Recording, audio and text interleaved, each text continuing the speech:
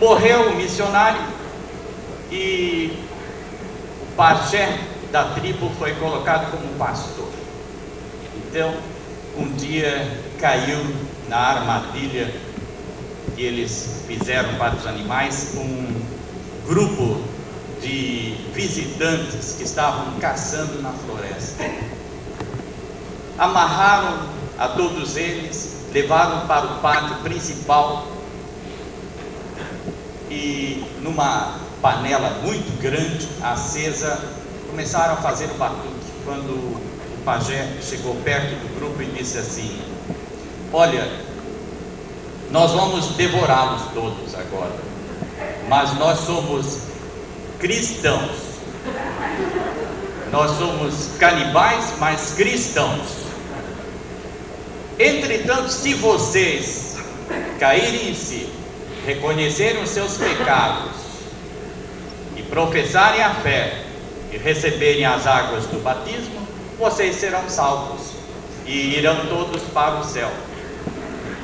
Aí o grupo, ouvindo esta afirmação dos canibais cristãos, interpelou o pajé dizendo assim: me diga, e lá no céu nós vamos nos ver novamente? Ah, certamente. A gente fala: olha, é melhor vocês nos devorarem de uma vez só. É uma história muito comum e que vale a pena hoje ser refletida, porque este fracionamento do cristianismo é uma das maiores vergonhas da história da fé cristã. O cristianismo está descredenciado na sua prédica evangélica enquanto o cristianismo estiver dividido e fraccionado. Daí a grande proposta desse momento ecumênico, porque a própria palavra ecumenismo vem da palavra grega oikos, que significa casa, e daí a derivação da palavra ecumenismo. Então, oikos, que é a casa verdadeira onde nós moramos, é a nossa domos, a nossa residência. Esse é o espaço onde nós habitamos. O ecumenismo traz então a ideia de que nós vivemos numa mesma casa, com um mesmo Senhor, e temos o mesmo Pai. Este é o sentido maior do movimento ecumênico. Como disse McLuhan, o pai da moderna comunicação, o mundo é uma pequena aldeia global, e com a mídia hoje o mundo encolheu. É necessário, sumamente importante, que nós hoje entendamos que é nesse mundo que nós habitamos. O nosso planeta, a nossa terra, este orbe em que estamos é a nossa residência. E por isso a mensagem bíblica que pregava o grande líder e apóstolo da não violência, provavelmente o maior cristão que a Índia produziu, Mahatma Gandhi, quando diz que o nosso propósito é a fraternidade, O movimento ecumênico é um movimento fraterno, não é um movimento divisionista, mas é um movimento que procura, mais do que nunca, devolver a nossa identidade, fazer com que nós nos miremos na condição de irmãos uns dos outros. Não podemos estar nos desentendendo, nos desencontrando. Devemos somar quanto de nós dependa para promover a fraternidade universal. Este é o objetivo maior do movimento ecumênico. Antigamente, nós, na catequese que tivemos, tanto a igreja ortodoxa, a igreja católica, a igreja protestante, isto é, as três grandes confissões cristãs, nós fomos mais ou menos deseducados, porque a nossa concepção era de um mundo de 3 andares.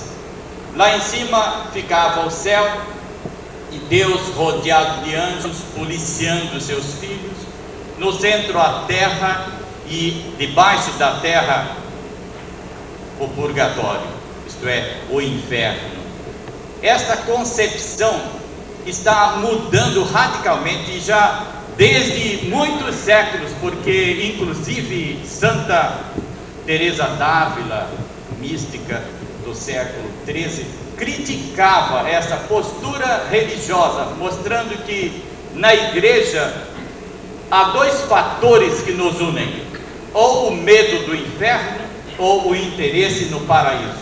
Então muitos iam à igreja não por causa de Deus, nunca por causa de Cristo, mas por causa do terrorismo industrializado até hoje por muitas confissões cristãs que falam mais em diabo, em inferno, em pecado, em condenação, e esquecem de promover o espírito do Evangelho. Então Santa Teresa d'Ávila fez uma prece dizendo assim: ó Senhor,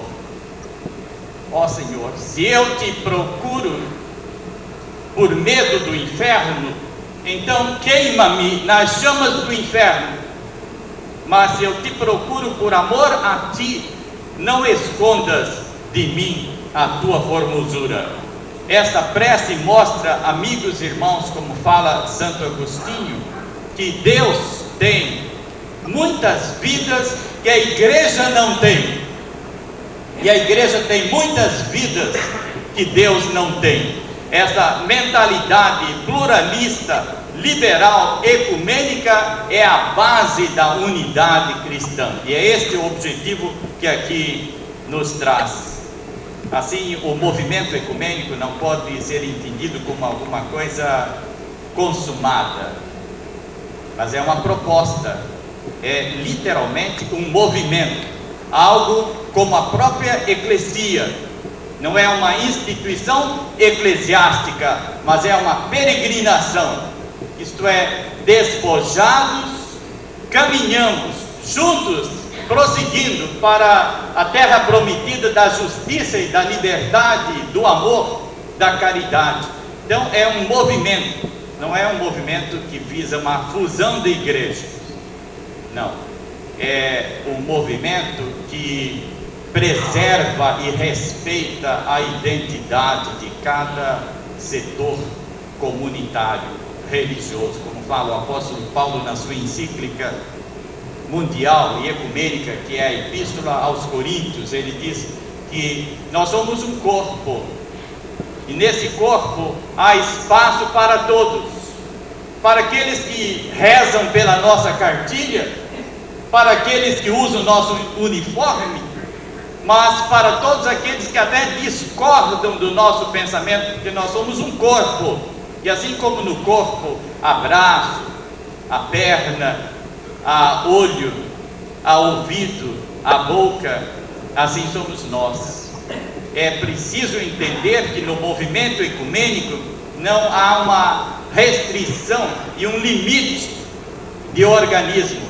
Por isso fez bem a direção deste encontro, deste movimento, em colocar todos os segmentos religiosos e do pensamento filosófico, porque o ecumenismo abre exatamente este espaço para entendermos o valor que Cristo nos dá, quando figuras humanas, como seres humanos, onde Ele projeta a sua própria imagem e semelhança.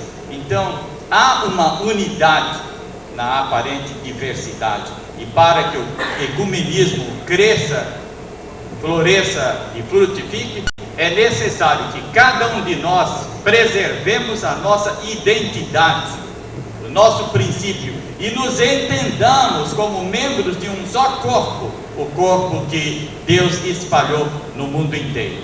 Talvez o grande pensador reformado Melanchthon, conhecido como o cérebro da reforma protestante, pudesse nos ajudar, porque ele resume o pensamento ecumênico que o animava, dizendo que devemos ter unidade naquilo que é essencial.